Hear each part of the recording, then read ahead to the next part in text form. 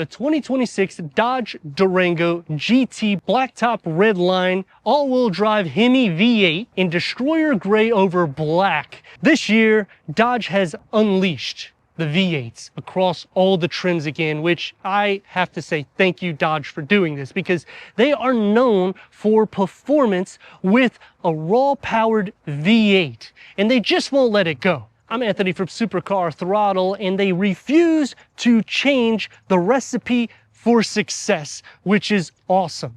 Now, the Blacktop Redline is new for the year. You could pick this when you go into the GT Premium, which is going to give you the performance hood, LED headlights. The grille is going to get the Dodge that's blacked out. The lower is going to get the performance splitter. Front and rear parking sensors, that's going to come on the GT. I like the muscle car style that comes into play with Dodge, because when I think about a American muscle, I usually think Dodge first. So to lose a V8 would be something that is catastrophic, not just for the brand, but for their identity. And they keep the same DNA this year because they're packing 5.7 liter V8 Hemi, producing 360 horsepower with 390 pound-feet of torque, paired to an 8-speed automatic transmission, reaching 60 between 6.2 and 7.4 seconds, a top speed around 140 miles per hour, and it's going to achieve 14 mpgs for the city, 21 mpgs for the highway, with a combined at 16 mpgs. Now, it's not going to be something that sips fuel. It's not going to be the fastest vehicle in class. You're going to get a sport-tuned suspension, but this is really like an older variant vehicle, and what they've done is they've called up their mad scientists and said, you know what? I like this style. It's boxy, it's traditional.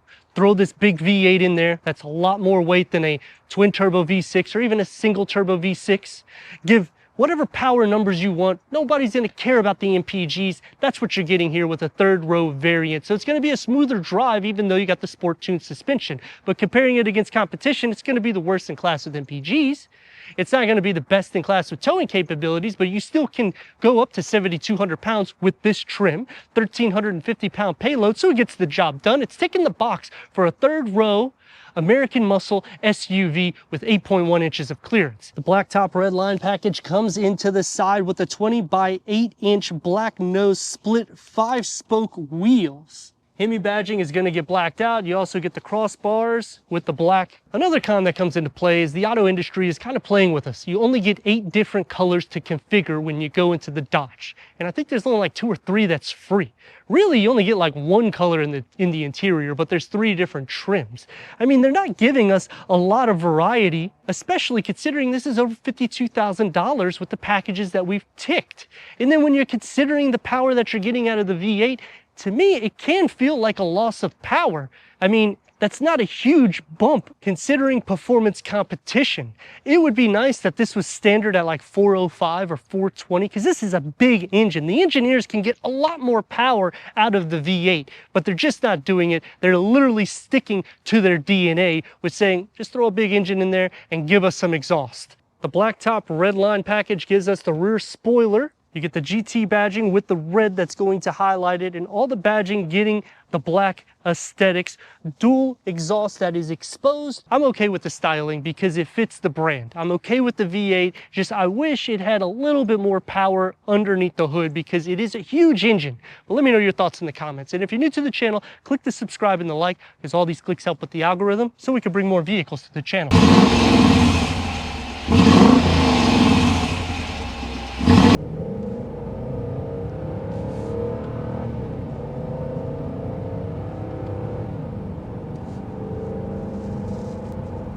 She's fun and smooth, quiet otherwise, which can be a con for people that really want that American muscle to just keep coming in, but you can always change the exhaust to make it a little bit more throaty. It also has a little bit of a bass hit to it whenever you let off the gas pedal. It's also unique because you have the adaptive cruise control and you have a regular cruise control. So whichever one you want to use, this is the adaptive and then this is the regular. Whenever you push the regular, it's not going to read the road.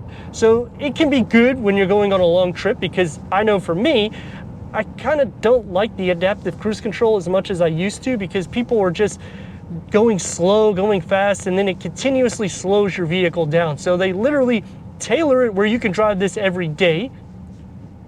The steering is a little, it has some weight, but it's pretty numb for the most part. You're not gonna feel much of the connection with the road. And I applaud Dodge for refusing to grow up. They're more obnoxious. V8, Hemi engine, third row variant, and it's family oriented. It's tech savvy. You don't need a TV screen on wheels, big enough, and it's integrated into the dashboard, unlike a tablet coming out.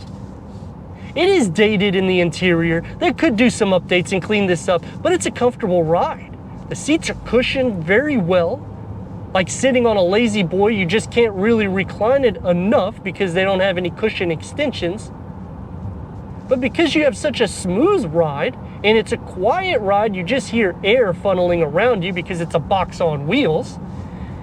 I mean, this is something that a family would definitely enjoy because it literally ticks every perimeter and goes a step forward because you also have performance, which at a $50,000 price point, it's really hard to unlock something that gets a 6.7 0 to 60. And I know I said 6.7. Turn radius at a stop point.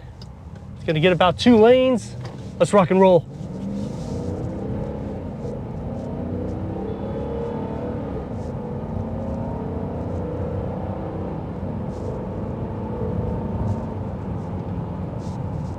And that's a symphony you'll hear. You will be frequenting a gas station a little bit more so, but that's also to be expected at a 1421 mpg rate. Real world, I don't think you're gonna be capturing that. It's gonna be probably more like 8 or 9 and maybe 17 to 18. It's also an all-wheel drive configuration.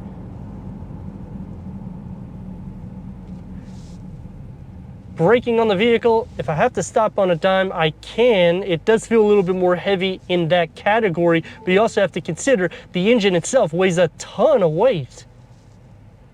And that's really the big problem that I have with the Hemi, is that you have such a huge engine and you're only receiving 360 horsepower. And I know I might sound like I'm being picky, or maybe I'm spoiled because I personally have something that's 400 and 600, and you know, it doesn't matter.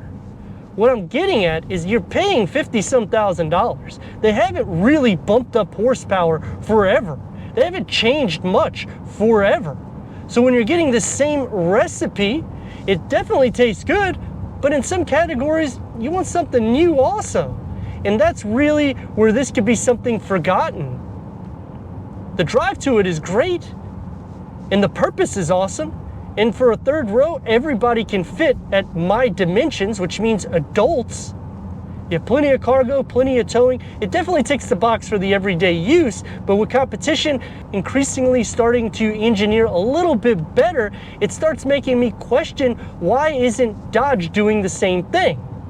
Now, what you are getting though is one of those vehicles that goes to the next level in the sense of a muscle car and an SUV all blended in one. But let me know your thoughts in the comments. If you're new to the channel, consider subscribing. Check out this next video right here.